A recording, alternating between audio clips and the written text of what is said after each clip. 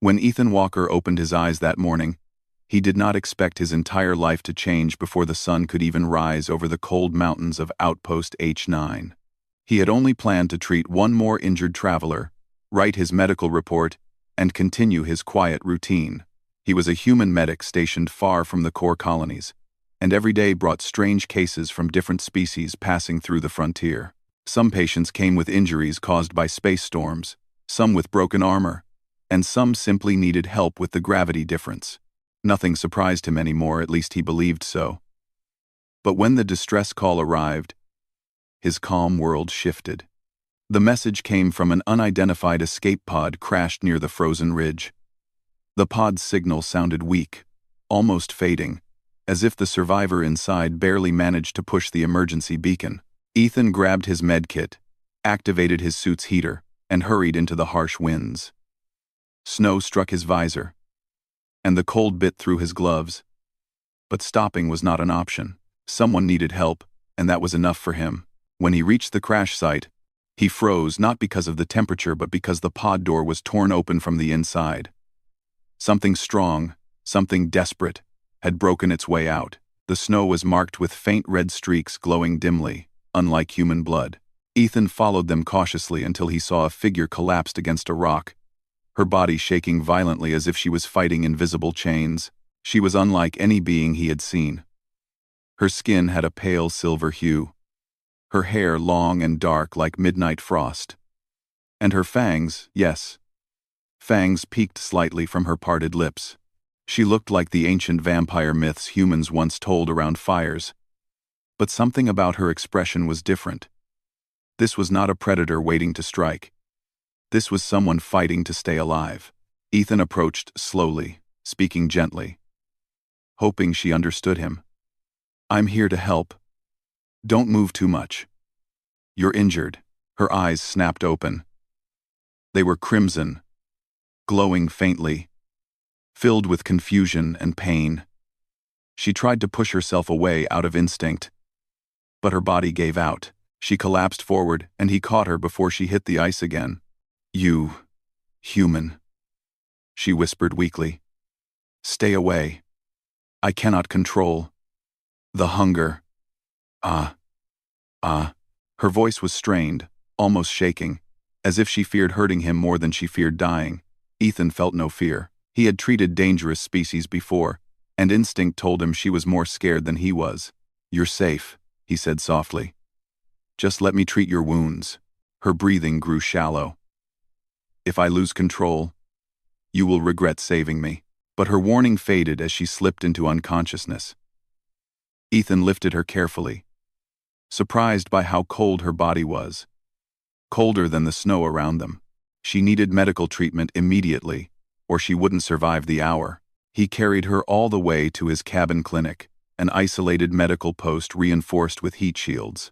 Inside, he laid her on the treatment bed and scanned her injuries. Internal bleeding, energy loss, and a rare toxin spreading through her bloodstream. He had seen such poison before it came from star leeches that clung to wreckage after space ruptures. If untreated, the toxin caused cellular collapse. He worked quickly, injecting a stabilizer, cleaning the strange wounds, and infusing heat energy manually, because her species' physiology demanded warmth far beyond what humans needed. As he worked, he noticed her fingers twitching like she was reaching for something. Hunger? Pain? Fear?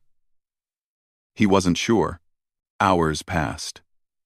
Her body eventually stopped trembling, and her breathing steadied. Only then did Ethan sit back, exhausted but relieved. He didn't know her story, but he knew one thing. She would live. He prepared a nutrient pack suitable for energy-dependent species and set it beside her. When he turned to check another monitor, he sensed movement behind him. Slowly he looked back. She had woken up. She sat on the edge of the bed, her crimson eyes watching him silently.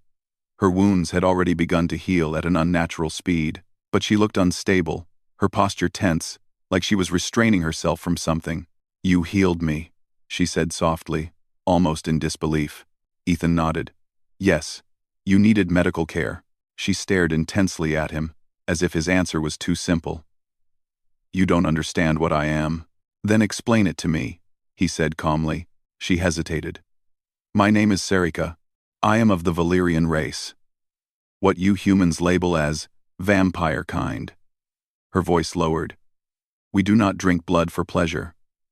We need energy to survive. Life energy. And because you healed me, my instincts, they want to claim you. She looked away as if ashamed. Ethan stepped nearer, sensing her inner battle. You're not hurting anyone. You're in control. No, she whispered. My instincts are strongest after healing. You risked yourself to save me. That makes you tempting. Tempting. She clasped the bed frame until it creaked. Her breath grew unsteady, her eyes glowing brighter as she tried to suppress her nature. Ethan could see the strain in every muscle. She wasn't a threat, she was terrified of herself. He slowly returned the nutrient pack to her hands. This will help stabilize your energy. Drink it. You don't need anything from me. She looked at the pack, then at him, her fangs showing as she shook her head. This cannot replace what I lost. It can keep me alive, but not balanced. A silent moment passed between them. Ethan sat down cautiously on the chair across from her. Tell me what you need to stay balanced. Her eyes widened slightly at his calmness. Most humans would have run. I'm not most humans. Something softened in her expression for the first time.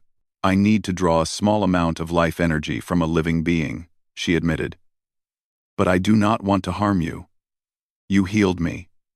That makes you important. He saw the sincerity in her eyes, the conflict within her, and he understood she wasn't asking to hurt him. She was asking for trust. Ethan took a deep breath.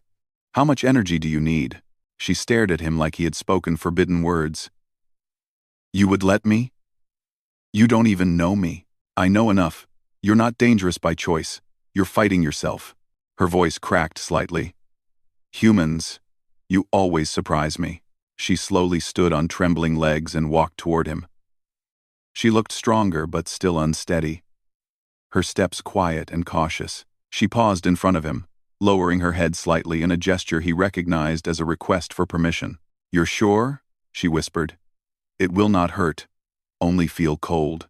Ethan nodded once. Sarika leaned close, her breath cool like winter air. Her eyes met his one last time, giving him a chance to change his mind. But he didn't. She gently touched his shoulder, then rested her forehead against his neck. Her fangs brushed his skin lightly, not piercing, just touching. A soft pulse of energy flowed from him to her, and he felt a sharp, cold sensation. But it wasn't painful. It was like a wave of icy wind passing through him for a brief moment. Sarika gasped quietly as her strength returned. She pulled back almost instantly, her eyes wide with shock. You offered yourself freely, she whispered. Humans never do that. Ethan rubbed his shoulder lightly. You needed help. That's all. But she didn't step away. In fact, something changed in her expression. Something fierce yet emotional. As if she had just made a decision that could not be undone. Before he could say another word, she moved closer, too close, and gently bit him again. This time with meaning, but without harm. It was not an attack. It was a mark. She whispered against his skin, her voice trembling with something he couldn't understand yet. You're mine now. Human. Ethan blinked in shock. What does that mean? Sarika lifted her head. Her glowing crimson eyes softened, but her voice carried a new certainty. A vow. A bond. In my culture, when we accept someone's offering and return the touch, she placed a hand on his chest. It means you saved my life. And now, my life belongs to you. Ethan leaned back, stunned. He had only tried to help a stranger. But now that stranger looked at him like he was the center of her world. Sarika held his gaze, her tone steady despite the emotion trembling in it. From this moment, I protect you. I stand with you. I choose you. Ethan didn't know how to respond. He didn't know what he had just stepped into. But he felt it, the connection now formed. Something powerful and ancient. Sarika looked at him one last time. Her expression soft, but possessive. "You healed me," she said quietly. "And now, you're mine." Ethan did not sleep that night. Not because he was afraid, but because he wasn't sure what he had just agreed to. The quiet cabin felt different now. The air felt heavier, as if something invisible had settled around him. Sarika, the alien vampire woman, had placed a bond on him, a cultural mark he didn't understand, and the weight of it stayed with him. Sarika stood near the window, her silhouette outlined by the dim sunrise. She watched the snowy mountains with a calm face. But her body was tense, as if she expected danger at any moment.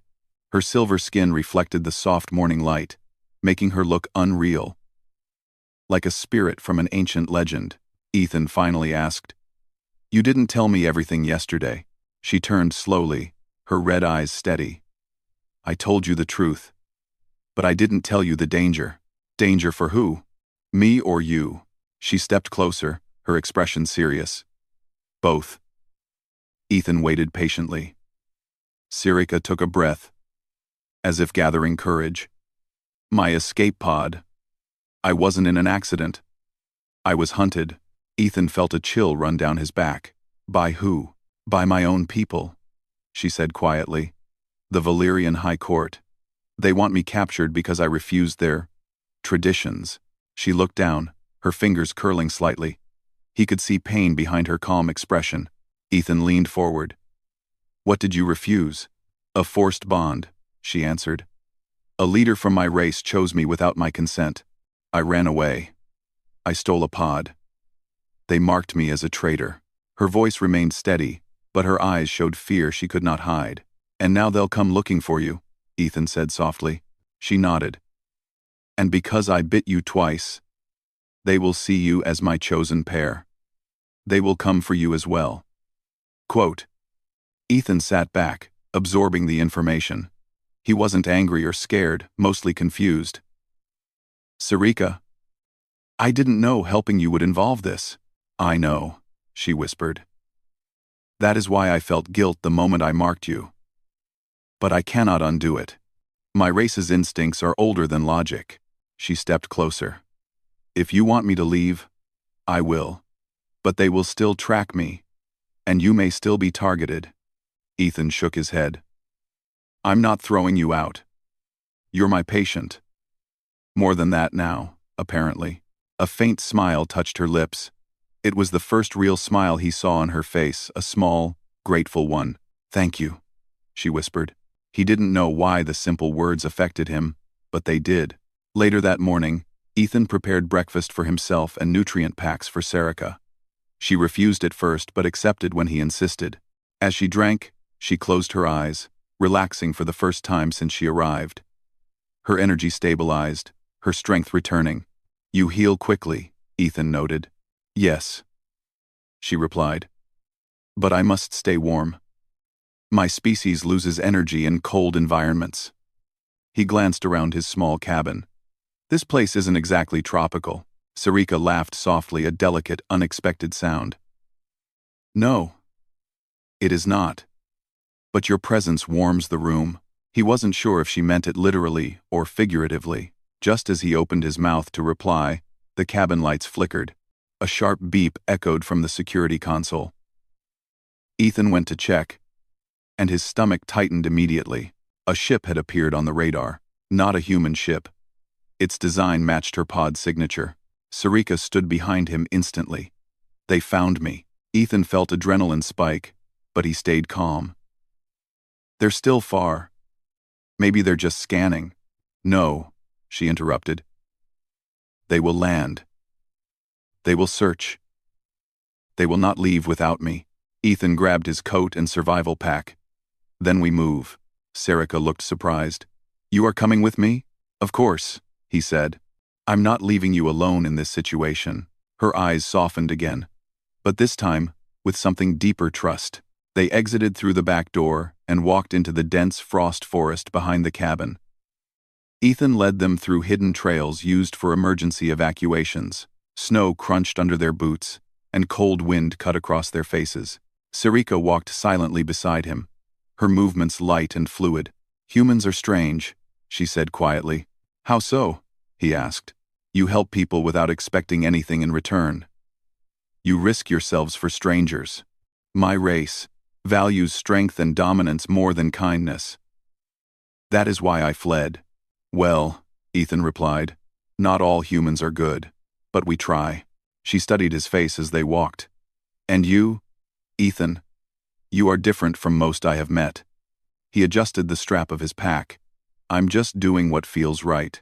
She didn't answer, but he could sense her mood shifting, like she wanted to say something but held back. After an hour of walking, they reached a frozen ravine with a narrow cave entrance. Ethan ducked inside first to check for hazards. The cave was small but dry, protected from the wind. He set up a portable heater and motioned for Sarika to enter. "This should keep you warm," he said. She sat near the heater, her silver skin catching the glow. She looked more relaxed now, but something heavy still lingered in her eyes. "You should know something else," she whispered. "When I marked you, it was not only symbolic. If they capture you, they will use you against me." Ethan frowned. "Use me how?" "They will threaten your life to force me into surrender. My instinct will not let me ignore harm to my chosen pair, even if I want to." "One. Too fast." "Isaf."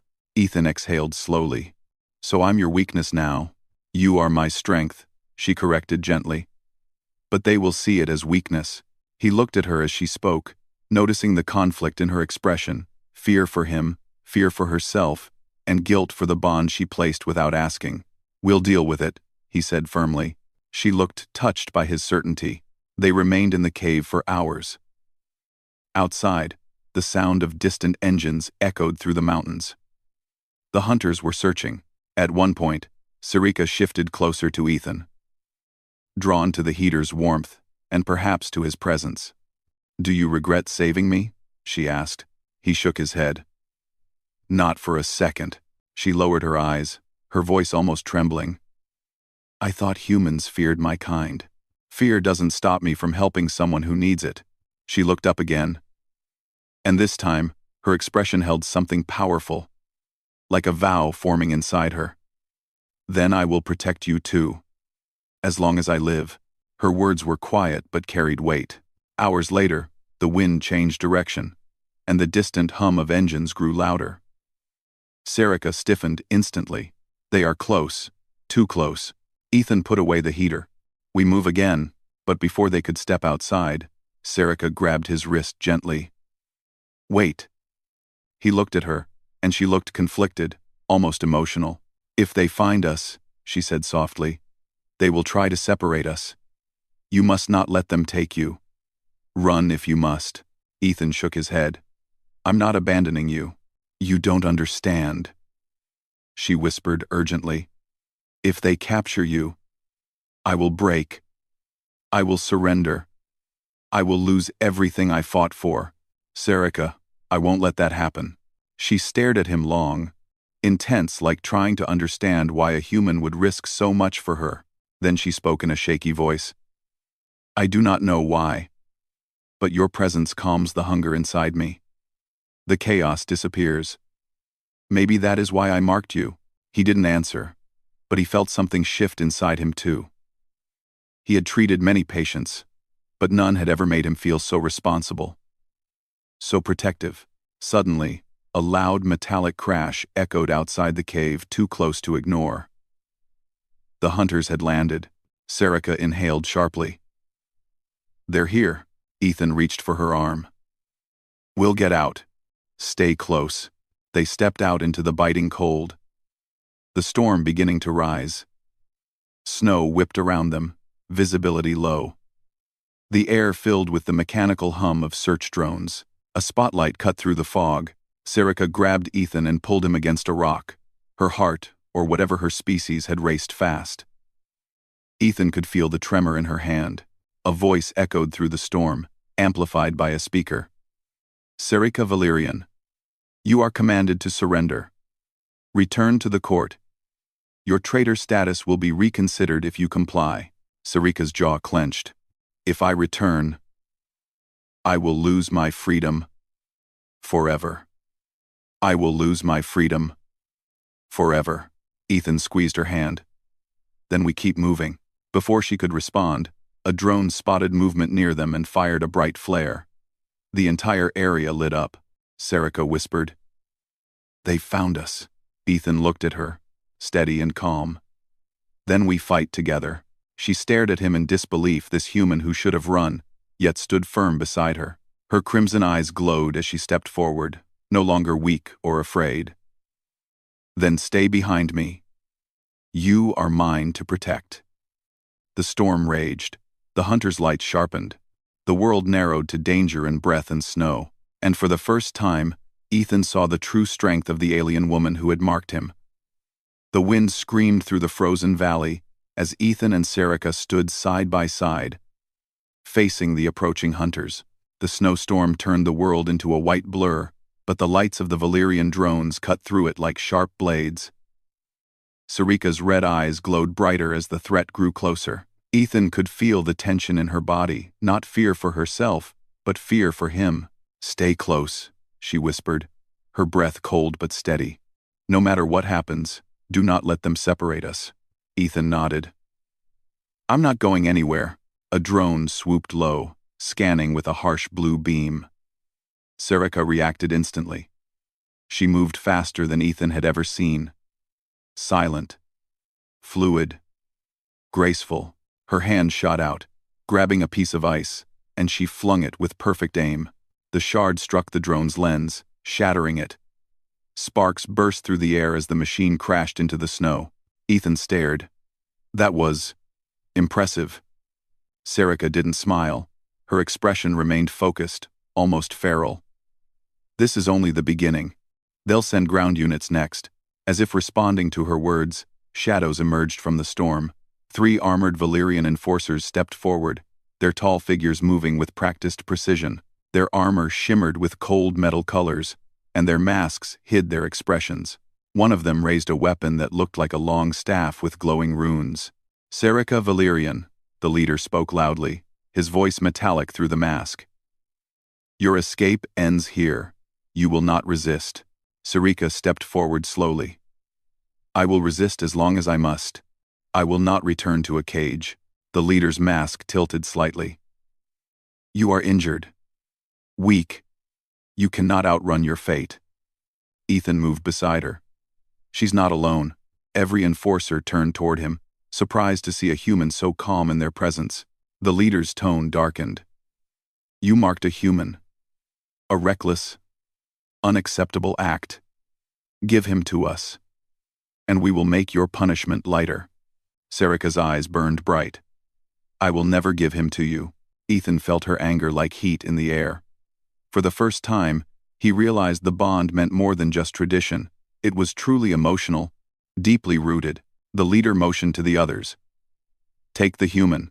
Before the enforcers could move, Sarika shielded Ethan with her body. Touch him, and I will show you what true defiance looks like. The enforcers didn't hesitate. One lunged forward with incredible speed. Sarika met him head-on. The two moved so fast that Ethan barely followed their silhouettes. She dodged a strike, grabbed the enforcer's weapon, and used his momentum to slam him into the snow. The impact shook the ground. Another enforcer came from behind, swinging his glowing staff. Ethan shouted, Sarika, behind you! She twisted at the last second, grabbing the staff with both hands. Energy sparked around her fingers, but she held tightly and kicked the enforcer away. The third enforcer switched tactics and ran straight toward Ethan. Sarika froze for an instant, split between two threats, but Ethan refused to be a burden. He grabbed a fallen piece of metal from the drone wreckage and raised it defensively. The enforcer struck it aside easily, but the delay gave Sarika time. She rushed forward, grabbed the enforcer by the collar of his armor, and pulled him away from Ethan with surprising force. No one touches him, she hissed. In 3 swift motions, she disarmed him, struck him across the mask, and sent him sprawling in the snow. The leader watched silently. He was stronger than the others, taller, with more advanced armor. His weapon glowed brighter, pulsing like a heartbeat. He approached them slowly, each step heavy and deliberate. "Sarika," he said, "you know you cannot defeat me. Your small victory ends now." Sarika's breathing grew heavier. Ethan saw the strain. She was strong, but still recovering.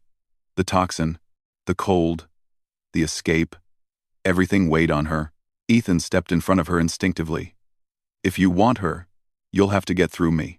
The leader tilted his head. "Human. You misunderstand. You are nothing. A fragile creature. Do not speak as if you matter in this conflict." Sarika's voice cut sharply. "He matters more than you can understand." The leader raised his weapon. "Then you will watch him fall." Sarika moved, but she was too far. The leader's weapon charged with energy, preparing to fire. Ethan had no weapon, no armor, nothing to block it, but he didn't back down. "Shoot if you want," he said calmly. "But understand this hurting me won't control her. It will only make her fight harder." The leader froze, confused by the human's fearless tone. Ethan continued, "She didn't choose a bond because she is weak. She chose it because she wanted freedom. And I won't let you take that away." Sarika stared at him, stunned. She had never heard anyone speak for her like that. The leader lowered his weapon slightly. "You speak boldly for a species so small." Ethan took a step forward. "Size doesn't control courage," Sarika whispered behind him, her voice trembling with emotion. "Ethan." The leader finally raised his weapon again. "Enough. The human dies now." Ethan closed his eyes, bracing himself. But Sarika moved faster than thought. She appeared in front of Ethan, shielding him with her entire body. The energy blast hit her directly. A burst of light filled the valley, and the shockwave threw Ethan backward onto the snow. "Sarika," he cried. The world spun for a moment. Ethan forced himself up despite the ringing in his ears. Sarika lay on her knees, struggling to stand. The blast had weakened her, but she still faced the leader with determination. "You cannot kill what refuses to kneel," she said, her voice shaking but strong. The leader growled and charged at her. Ethan didn't think. He ran forward, grabbing the fallen staff of a defeated enforcer. He swung it wildly, not knowing how to use Valyrian weapons, but the staff reacted to his touch, glowing faintly with unstable energy. The leader noticed too late. Ethan struck his armor. The energy surged explosively, sending the leader stumbling. Sarika seized the moment. She leaped forward and struck him across the helmet with full strength. The mask cracked. The leader fell to one knee. Sarika grabbed Ethan's arm, helping him steady himself. "Are you hurt?" "Just cold," he said, breathing heavily, and very confused. She almost laughed at that despite the danger. The leader rose again. Slower this time. His mask partially shattered, revealing pale skin and glowing eyes. He looked furious. "This ends now," he said. Sarika and Ethan stood side by side once again. But suddenly, the storm quieted. The wind slowed. The sky dimmed as a massive shadow passed overhead. A large Valyrian cruiser descended from the clouds. But instead of preparing weapons, it hovered silently. A projection beam activated, casting a tall figure into the air, another Valyrian, dressed in ceremonial robes, watching them. Sarika stiffened. "That is the High Arbitrator. He outranks even the leader." The arbitrator spoke calmly. "Enough fighting. The court has witnessed your actions, Sarika Valyrian. You did not refuse tradition out of rebellion. You protected a weaker life form with honor." Sarika blinked in shock. "What does that mean?" "It means," the arbitrator continued, "that your bond with the human is recognized as legitimate and willing, not forced. Human Ethan Walker, by risking your life, you proved the bond is mutual." Ethan frowned. "I didn't agree to any tradition." The arbitrator nodded. "Yet your actions fulfilled it." Sarika looked at Ethan, eyes wide with disbelief and something more hope. The arbitrator continued. "Sarika is free from capture. Her status is restored. And the human is under Valyrian protection." The leader lowered his weapon reluctantly. "As the court commands." The projection faded. Silence followed. Ethan looked at Sarika. So, what now? Sarika stepped closer, her expression softening in a way he hadn't seen before. Now, I am free because of you, and the bond we created is real. She touched his hand gently. You protected me when you could have run. She whispered. You healed me when you could have ignored me. You stood with me when my own people turned away. Ethan felt warmth spread through him despite the cold around them. So what does this bond mean for us? He asked cautiously. Sarika smiled, small, warm, honest. It means you're not alone anymore. And neither am I. She looked up at the slowly clearing sky, then back at him. If you want, she said softly, we leave this frozen world together. My people cannot force us apart now. Ethan breathed out slowly, feeling the weight of exhaustion, relief, and something new, something like a future forming in front of him. I think, he said gently, I'd like that. Sarika stepped closer, her forehead touching his gently, a gesture of her race. You're mine now, human, she whispered again, but her voice carried no claim of ownership, only connection. And I am yours, in the quiet snowfall, surrounded by mountains and fading danger. Ethan realized something simple and powerful. He didn't save Sarika's life. They saved each other's.